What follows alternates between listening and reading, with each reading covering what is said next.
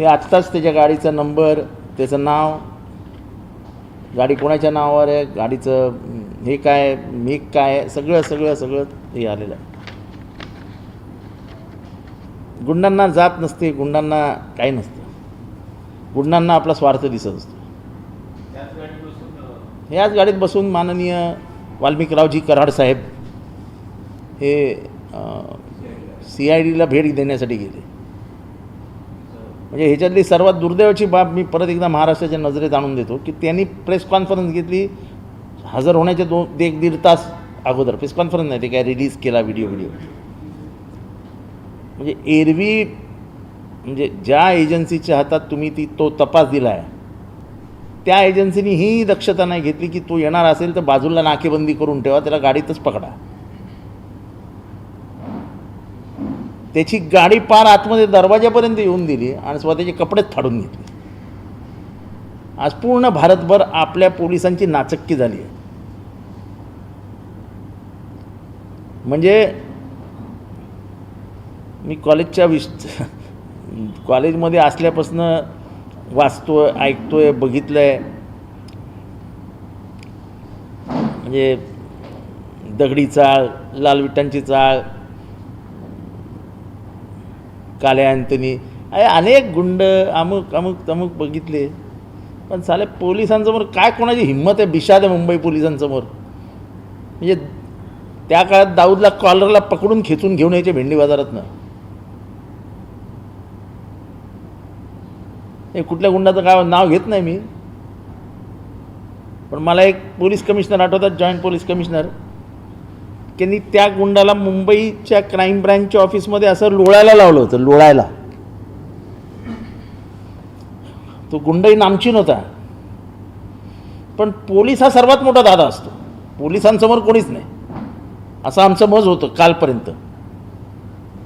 पण आज तर हा वाल्मिक कराड हा म्हणजे दाऊद, छोटा राजन, अमर नाईक या सगळ्यांना मागे सोडून गेला. म्हणजे पोलिसांची त्याला घ्यायची हिंमत नाही. पोलीस स्टेशनला तो स्वतः चालत गेला. काय शान आहे यार. तो आरोपी आहे की नाही नंतर बघू आता. आणि तो आरोपी नाही असं जर कोणी म्हणत असेल तर परळी पोलीस स्टेशनला बापू आंधळेच्या मर्डर केसमध्ये हा 307चा आरोपी आहे. हे पोलिसांना माहीत नव्हतं का? मग कुठल्याही आरोपीला महाराष्ट्रात तुम्ही अशी वागणूक देणार आहात का? हजर होणे ही एक तुम्ही टर्म वापरता, अरे त्याला हजर केला रे. पोलिसांच्या भाषेत हजर होणे, हजर केला, शरण गेला बिला काय नसतं, पकडून आणला. तुम्ही मुंबईचे किती बघा कसे ह्याच्यात, त्याला पकडून आणा, उचलून आणला, त्याला गाडी सापडली, खरं तो हजरच झालेला असतो. पण पोलीस स्वतःच्या अंगावर घेत नाहीत, कारण का शेवटी त्यांच्या इज्जतीचा प्रश्न असतो. पोलीस काय सांगतात, तू लप, चला कुठे लपायचं ते बिळात लप, तुला बिळातनं शोधून काढू. इथे यांनी पोलिसांना बिळात घातले आणि हा बिळावरनं गेला. त्यामुळे हे प्रकरण आहे ते अतिशय गंभीर होत, म्हणजे दुर्दैवाने ह्याच्यातली जी गंभीरता आहे, गांभीर्य आहे, ते कमी कसं होईल ह्याच्याकडे राजकीयदृष्ट्या बघितलं जात आहे. अजूनही सोमनाथ सूर्यवंशीबद्दल कोणीही काही बोलायला तयार नाही. सरकारमधनं नाही आणि पोलिसांमधनंही नाही. मी विधानसभेच्या पटलावर बोललो होतो, विधानसभेत बोललो होतो की गरीबों की जान क्या जान नहीं होती. म्हणजे सोमनाथ, त्याची म्हणजे त्याची आई आणि तो ज्या जातीतनं आला, जात व्यवस्था आपल्याकडे इतकी मजबूत झाली आहे की सोमनाथ सूर्यवंशीला न्याय मिळावा म्हणून म्हणजे कोणी काही बोलतच नाही त्याच्याबद्दल. पोलीस माहिती द्यायला तयार नाही, सरकार बोलायला तयार नाही, आणि उद्रेक झाला की मायच लाठीचार्ज. म्हणजे संविधान जपायचं, त्या संविधान जपायला गेलेल्यांचा मृत्यू, खून झाल्यानंतर तो बघत बसा, आणि हा खून आहे, इट्स अ इन्स्टिट्यूशनल मर्डर. तो तो काही श्वासोश्वासाचा त्रास होऊन वगैरे मेलेला नाही.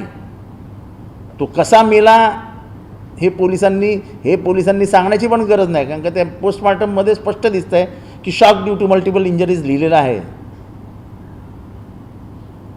त्या गरिबाची कोणी बाजूच घ्यायला तयार नाही, कोणी बद्दल कोणी माहितीच द्यायला तयार नाही.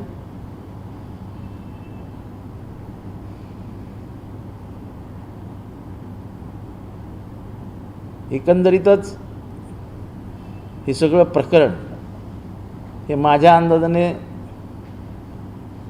दडपण्याच्या दिशेने नेलं जात आहे. काल मला काही पत्रकारांचे निरोप होते की आम्ही इथे पत्रकारिता करायला आलो आहे आणि आमच्या मागेच लोक, आम्ही 2 दिवस इथे आहोत तर 2 दिवस लोक आमच्या मागेच फिरत आहेत, काही विशिष्ट लोक. हे तर अजून परेशान करणारी गोष्ट आहे. तुम्ही पत्रकार माझ्याकडे बघताय, तुमच्यापैकीच एक मुंबईत पत्रकारिता करणारा पत्रकार आहे. पण असं जर होत असेल तर महाराष्ट्राच्या दृष्टीने ह्या फार एका वेगळ्या विचित्र लेवलला गेलं आहे.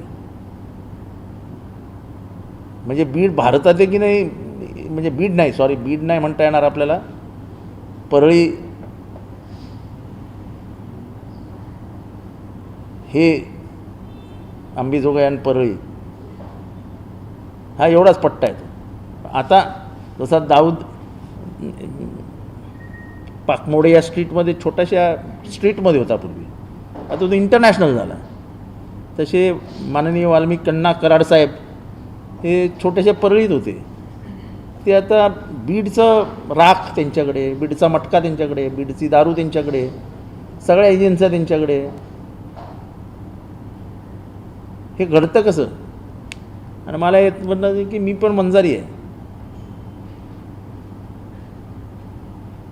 आता त्याच्यात काय म्हणजे सुक्याबरोबर ओढलं जळचं तसं झालं आहे. मी आज या समाजाची बाजू घ्यायला आलेलो आहे की शीतावरनं भाताची परीक्षा करू नका. आज कमीत कमी 40 IAS IPS वंजारी समाजाचे काम करत आहेत आणि अतिशय चांगलं काम करत आहेत. काश्मीरमध्ये आहेत, आसाममध्ये आहेत, बेंगॉलमध्ये आहेत. खेडकर, खाडे, उगले. त्याचं कारण ते ज्या परिसरात आलेत त्या परिसरात शेती नावाची गोष्टच नाही. म्हणजे आईवडिलांची एखादा एकर शेती, 18 वर्ष दारिद्र्य, पर्याय काय तर अभ्यास करायचं, MPSC द्यायची नाही तर UPSC द्यायची. आणि हे साधारण कुठनं आलेत तर सर्वात मोठा जो गठ्ठा IAS IPSचा आहे तो तुमच्या साताऱ्याचा जो माणगाव ह्याचा भाग आहे, जीवनकुमार गोरेंचा जो मतदारसंघ आहे त्या भागातून आलेत. आणि एकेका घरात 4-4 IAS आणि IPS आहेत. तेव्हा जे टीका करणारे आहेत, अज्ञानी काही टीकाकारही असतात ना, हे निष्कारण आपण हे जातीवर घेऊन जातो आहे. तुम्ही खुनालाही, रक्तालाही जात लावणार असाल तर ही अधोगती मी फार पूर्वीपासून सांगतो की पहिल्यांदा ते धर्मावर येतील, नंतर ते जातीवर येतील आणि हळूहळू पोटजातीवर जातील. झाले ना, जातीवर आले की नाही? धर्म कुठे दिसतोय आता? नाही, धर्म गेला बाजूला, फेकला गेला. आता ते जातीवर आले,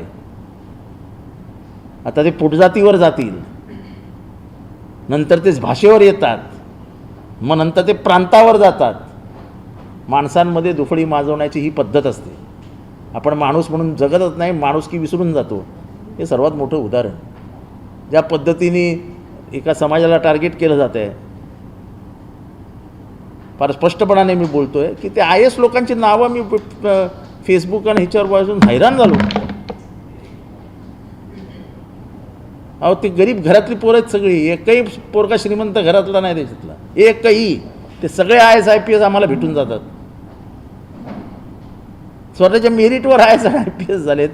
तुम्ही काय लेबल लावताय त्यांना? आणि हेच त्यांचं काम आहे. जेव्हा ही जात व्यवस्थेची लढाई सुरू झाली महाराष्ट्रात रिझर्वेशनवरनं, तेव्हा मी बोललेलो की महाराष्ट्रातली सामाजिक शांतता तुम्ही भंग करताय. कुणाला काय मिळेल काय नाही हे मला माहीत नाही, पण ह्याच्यात नुकसान महाराष्ट्राचं होईल. तर बघा काय होतंय ते, आणि अजून ह्याच्यात घसरण होईल. म्हणजे आपला वाचवण्यासाठी आपलं सगळं. ओबीसी जागा हो, अरे ओबीसी कशाला जागा हो? मर्डरर कोण आहे त्याला पकडा ना बाबांनो. एकच जात आहे ना त्याच्यात, एक मेला आहे आणि एकाने मारला आहे. त्या मेलेल्याला न्याय मिळाला पाहिजे आणि मारलेला पकडला गेला पाहिजे. साधा माणुसकीचा हिशोब आहे, ह्याच्यात कुठे आली जात? पण त्याच्यातही आता आपण जात लावायला लागलो. जसं आंबेडकर साहेब म्हणायचे की दोनच, एक शोषण करणारा आणि एक शोषणारा. आयुष्यात नेहमी शोषण करणाऱ्यांच्या बाजूने उभे राहा. डॉक्टर बाबासाहेब आंबेडकरांनी सांगितलेलं ते गणित इथे लागू होतं की त्याचा खून झाला त्याच्या घरच्यांच्या बाजूने उभं राहिलं पाहिजे. खून कोणी केला, कोणी असू दे, त्याच्या विरोधात गेलं पाहिजे. पण हे दुसरीकडे सगळं न्यायचं काही जणांनी काम चालवलं आहे. मलाही काही जण सांगत असतात तुम्ही वंजारी आहात, तुम्ही बोलायला नाही पाहिजे, असं नाही पाहिजे, तसं नाही पाहिजे. पण मोठा वर्ग जो महाराष्ट्रात आहे, यवतमाळमध्ये आहे, परभणीमध्ये आहे, नाशिकमध्ये आहे, धुळ्यामध्ये आहे, नंदुरबारमध्ये आहे, नगरमध्ये आहे, त्या सगळ्यांचं म्हणणं साहेब इतर समाज आमच्याकडे तर दुसऱ्या नजरेने बघायला लागले. बीड म्हणजे बीडचे वंजारी म्हणजे वंजारी नव्हे, वंजारी हा विश्व म्हणजे जगामध्ये पसरलेला आता समाज आहे. पालघरमध्ये आहेत, गुजरातमध्ये आहेत, मध्य प्रदेशमध्ये आहेत. पण तुम्ही सगळ्याच ह्यांना कशाला बदनाम करताय? आणि आम्ही तेवढे धीट आहोत की जिथे अन्याय दिसला तिथे आम्ही उभे राहिलो. आणि असे अनेक आमचे जाती बांधव आहेत ते फोन करून जातात की अजिबात सोडू नका, आपला समाज असा होऊच शकत नाही, क्रूर निष्ठूर हा आपला समाजच नाही. कदाचित बीड एवढे वंजारी म्हणजे नाशिकात नसतील, म्हणजे नाशिकच्या परिसरात नसतात. मी नाशिकमधून आलेलो आहे, पण मला नाही वाटत नाशिकमध्ये एकही फुलचंद कराड आहे. कदाचित आर्थिक सत्ता आणि राजकीय सत्तेचं केंद्रीकरण झाल्यामुळे फुलचंद कराडसारखे निर्माण झाले असतील.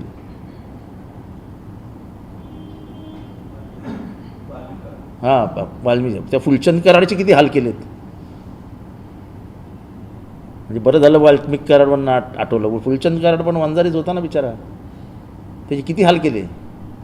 म्हणजे असे जर वंजाऱ्यांचे फोन सांगितले तर तुम्हाला आश्चर्य वाटेल की ते बीड जिल्ह्यात तर कमीत कमी 100 जण अन्यायग्रस्त वंजारी म्हणजे प्रकल्पग्रस्त असे वंजारी असतात. म्हणजे समाज असतो ना, तो येतो सांगायला साहेब प्रकल्पात बाधित झालो, काहीच फायदा नाही मिळाला. तेव्हा हे सगळं उघड करण्यासाठी म्हणून मी आलो होतो आज, खास करून हे सांगण्यासाठी आलो की ही गाडी कोणाची आणि ती गाडी नेमकी तुम्ही अजितदादांच्या ताफ्यात का घुसवली, तुमचा त्याच्यामागे उद्देश काय होता, हे सगळं पुराव्यानिशी मिळालेलं आहे. आम्ही कुठे म्हणतो संबंध आहे, पण पोलिसांना मुक्तपणाने चौकशी तर करू द्या. तुम्ही असाल तर चौकशी कशी होईल?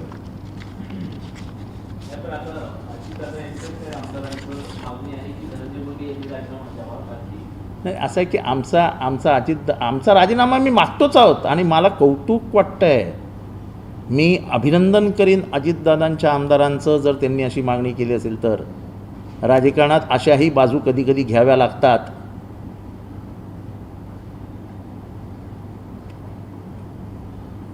आणि ही कौतुकास्पद बाब आहे. एकाने जरी हे काम केलं असेल तर चला तो मर्दाची औलाद आहे असं मी म्हणेन. त्याला मी जाऊन हार घालून येईन. अशी माणसं राजकारणात आता हवीत की दूध का दूध पाणी का पाणी सांगणारी. कदाचित जाईल रात्रभरात त्यांना 2-4 फोन इथनं तिथनं जातील, अरे गप बसा रे तुम्ही काय लावलंय. किंवा असंही असेल की वरनच निरोप गेले असतील, बाबा आता राजीनामा मागा, हे फार जाती व्हायला लागले. काही असू शकतं, पण कमीत कमी त्यांनी पुढे येऊन नाव तर घेतलं की बाबा मला राजीनामा दे रे बाबा. म्हणजे ह्याचा अर्थ फक्त जितेंद्र आव्हाड क्षीरसागर असे दोघंच नाही आहेत. प्रत्येकाच्या मनात खंत आहे की हा खून हा माणुसकीचा खून आहे आणि हा राजकीय वरदहस्तामुळे भय निघून गेला आहे. क्रिमिनल ऑर्गनायझेशन ऑफ पॉलिटिक्समध्ये सर्वात ज्या काय मरत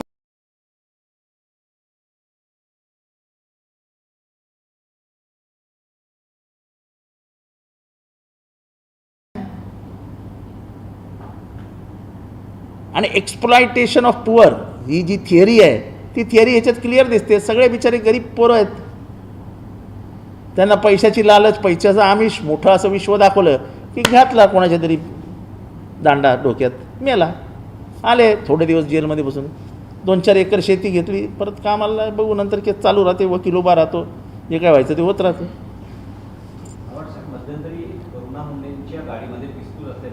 ती पण खोटी केस होती, ती पण खोटी केस होती. तेव्हा आम्ही बोलत नव्हतो, कारण का मी कोणाच्या पर्सनल प्रसंगांमध्ये जात नाही, हा माझं काम नाही ते. पण करुणा मुंडेंवर जेवढ्या केसेस पडल्या तेवढ्या सगळ्या खोट्या केसेस होत्या. तिथल्या पोलिसांना मॅनेज करून केसेस टाकण्यात आल्या होत्या. सगळं जे काय झालं ते आका आणि बाकाच्या सांगण्यावरूनच झालं. मी करुणा मुंडे हा शब्द पहिल्यांदा घेतला आहे माझ्या राजकीय जीवनामध्ये. मी आजपर्यंत, तुम्ही प्रश्न विचारला, अजाणतेपणाने माझ्याकडनं ते नाव गेलं. पण त्या भगिनीवरती जेवढ्या केसेस पडल्या त्या सगळ्या केसेस खोट्या होत्या आणि त्या पोलिसांना मॅनेज करून टाकण्यात आलं. एखादी स्त्री ही आपल्या तोंडातनं जातीवाचक शिव्या देते काय?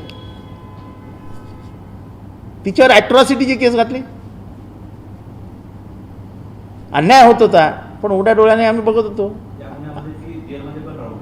नाही, म्हणजे तिच्यावर अन्यायच झाला पाहिजे. त्या दोघांच्या वैयक्तिक जीवनामध्ये काय असेल त्याच्यात मला जायचं नाही. मी आजपर्यंत कोणाच्या वैयक्तिक जीवनात गेलेलो नाही, मला जायचं नाही. राजकारण वेगळं, वैयक्तिक जीवन वेगळं. पण तिच्यावरती म्हणजे पोलीस काय करतात बीडमध्ये हे मला गृहमंत्र्यांना सांगायचं की गृहमंत्री महोदय बघा कशा खोट्या केसेस टाकायचे.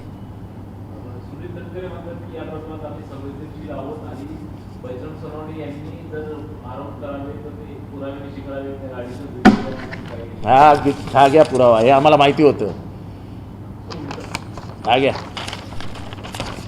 गाडी नंबर 2231, गाडीचा मालक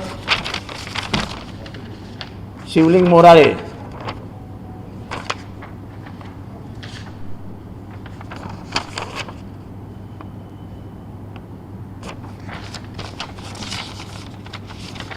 आणि हा शिवलिंग मोराळेचा फोटो.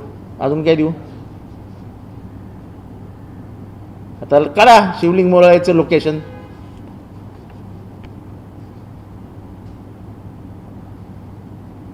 आता दिसू द्या तुमच्या संवेदना, वेदना, भावना. हे आम्हाला माहिती होतं म्हणून मी सगळे घेऊ, आम्ही तयारी ठेवली होती. आम्ही अजितदादांवर बोटं उचलत नाही आहे, पण हे कोणीतरी मुद्दामून जाणून बुजून तर केलं नाही ना अजितदादांना बदनाम करण्यासाठी, हे तपासा.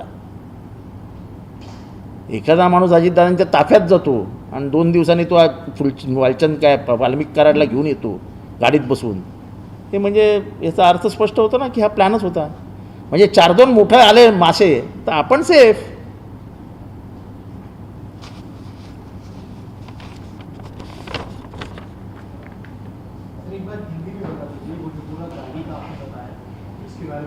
अरे बहुत ही हिंदी के बहुत लोग हैं. हाँ, देखो ऐसा है कि मस्सा चौक में अजीत पवार जी गए थे, जो गांव में से सरपंच जी आते हैं देशमुख साहब, तो उसमें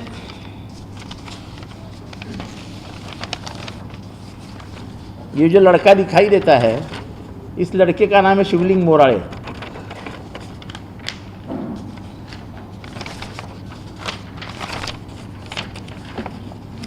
इस गाड़ी का मालिक वो है.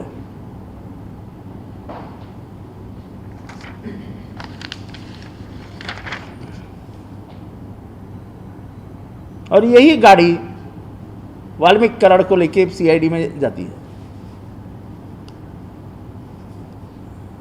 तो कभी कभी जॉइन द डॉट्स में ही पता चलता है ना. हम क्यों कह रहे हैं कि वाल्मीकि कराड़ जो है वो खून में है, जो हत्या हुई उसमें आरोपी होना ही चाहिए, क्योंकि जॉइन द डॉट्स है. सुदर्शन गुले और विष्णु चाटे दोनों खन्नी में गुनहगार हैं और दोनों मर्डर में गुनहगार हैं.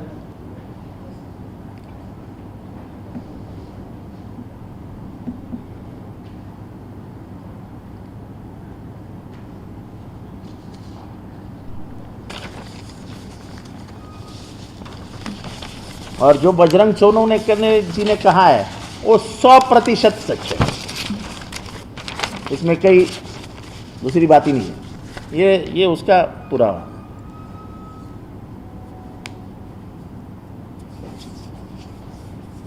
काय कोणाला काय विचारायचं काय? बीडचं पालकमंत्रीपद जे आहे ते राष्ट्रवादीने अजितदादांच्या राष्ट्रवादीने मागणी जाहीर आहे। हां पालकमंत्रीपद जे आहे नाही, ते आता ते अजितदादा देवेंद्र फडणवीस त्यांचं काम आहे, आम्ही विरोधी पक्षातले आहोत, आम्हाला काय करायचं कोण पालकमंत्रीपद कुठे जाते?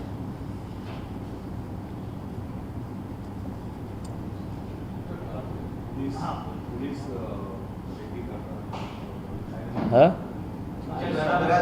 नाही म्हणजे आश्चर्याची गोष्ट आहे, हास्यास्पद आहे। पत्रकार परिषद चालू आहे, एक लांब माणूस उभा राहून आपला टेपिंग करतोय, माझ्या काय लक्षात आलं नाही। माझ्या बाजूला माझा जो पी ओ उभा होता त्याच्या लक्षात आलं, नंतर जाऊन विचारलं तर म्हणाला मी SBचा पोलीस आहे, स्पेशल ब्रँचचा। म्हणजे काय मजल गेली हो। म्हणजे आत्तापर्यंत आम्ही बघायचो ते सांगायचे आम्ही हॉटेलमध्ये आलो आहे, तुमचा काय संबंध? आम्ही रेस्ट हाऊसमध्ये आलो आहे, तुमचा काय संबंध? आता डायरेक्ट माझ्या घरी आले, नशीब विचारलं नाही तुमचा काय संबंध, आम्ही आलो। हां म्हणजे काय आता काय पोलिसी राज म्हटल्यावर काही बोलतील ना, एवढी हिंमत मी म्हटलं कोणी पाठवला? म्हणजे तो बिचारा म्हणजे तो गरीब माणूस होता, तो हवालदार होता, मला त्याला फसवायचं नव्हतं म्हणून त्याला मोकळा सोडून दिला, कारण का त्याच्या चेहऱ्यावरनं देश निष्पाप माणूस आहे। हे वरिष्ठ उद्योग करत असतात। जा आव्हाड साहेबांकडे ना प्रेस कॉन्फरन्सला जा, ऐक जा तिथे, तुम्हाला कळेल ना प्रेस कॉन्फरन्समध्ये जायचं कशाला गरीब हवालदारांच्या नोकऱ्या जातील असं कामं करतात।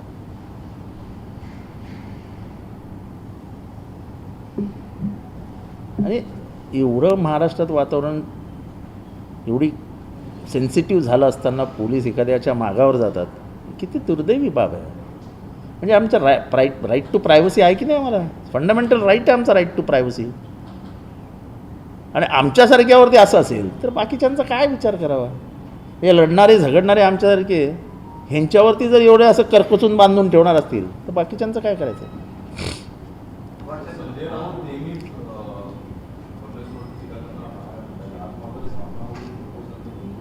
कोणाचं?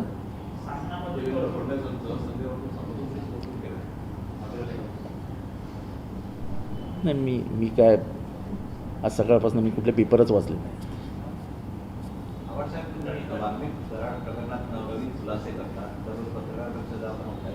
मीच करतोय असं नाही हो। इवन एरोपी अंबादास दानवे पण बोलत आहेत, म्हणजे अधिवेशनापासून ते या प्रकरणी बोलत आहेत। तुम्हाला काही पोलीस चौकशीला किंवा काही असं काही फोन वगैरे आलाय का पोलिसांनी? मला कशाला फोन करतील पोलीस? बाकी काही करू शकतील, पण मला फोन करून सांगणार नाही तुम्ही चुप बसा म्हणून, बाकी काही करतील। आणि त्यांनाही माहिती आहे की जितेंद्र आव्हाड काही कोणी सांगून चुप बसणाऱ्यातला माणूस नाही। सर लाठी बहन योजना को लेकर कई बदलाव किए गए हैं उसमें, और उस बदलाव को लेकर लगता है कि पहले चुनाव के पहले जो लाठी बहन योजना थी इस बार कुछ और हो गया। अभी ऐसा है कि लाडली बहन योजना में अब कटिंग हुई है, कटिंग तो बाल कट करके चेहरा बदला जाता है ना, वैसा आप कटिंग करके चेहरे बदल रहे हैं। हमारे बहनों को आशा दिखा के अब भूखा प्यासा रखेंगे, यही तो सरकार की नीति। आने दो और बाहर आएगा, बहुत कुछ बाहर आएगा। एक चेहरे पे कई चेहरे लगा लेते हैं लोग, वो गाना सुना है ना आपने? वो गाना इसमें दिखेगा आपको।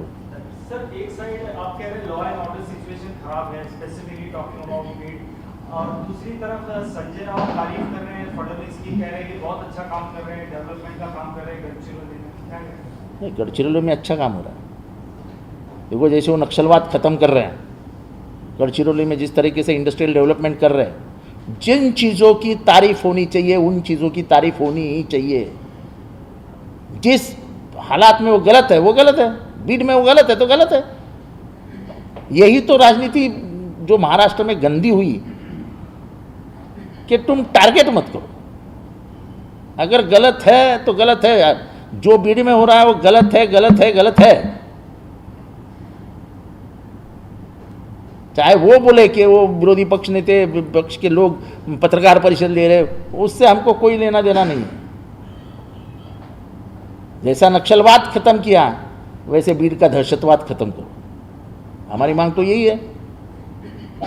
अगर नक्सलवाद इतना डेंजरस है तो बीड़ का दहशतवाद कितना डेंजरस है कि आज तक कोई टेंडर ही नहीं निकला। वो जो क्या बोलते हैं उसको, ऐश का टेंडर ही नहीं निकला, तो कितने करोड़ों रुपया गबन किए रहेंगे? कौन करता है ये सब काम? सर लेकिन चुनावी नतीजे सामने आने के बाद हम देख रहे हैं विपक्ष का जो सुर है वो बदल रहा है। एक तरफ बातें कही जा रही है कि शरद पवार बड़ी जल्द अलायंस में का हिस्सा बन सकते हैं, अजीत पवार के साथ आ सकते हैं। दूसरी ओर यूपीटी नेताओं का जो रुख है वो लगातार नरम नजर आ रहा है। किसका? यूपीटी के जो नेता हैं, संजय राउत मोहम्मद ठाकरे हों, उनका नहीं जो रुख ऐसा है, नरम नजर आ रहा है। ऐसा मैं नहीं मानता। देखो ऐसा है कि अपने पहले भाषण में मुख्यमंत्री जी ने कहा था कि पिछले कुछ सालों में महाराष्ट्र की राजनीतिक हालात बदले हैं। हम बहुत व्यक्ति दोष ढूंढते हैं।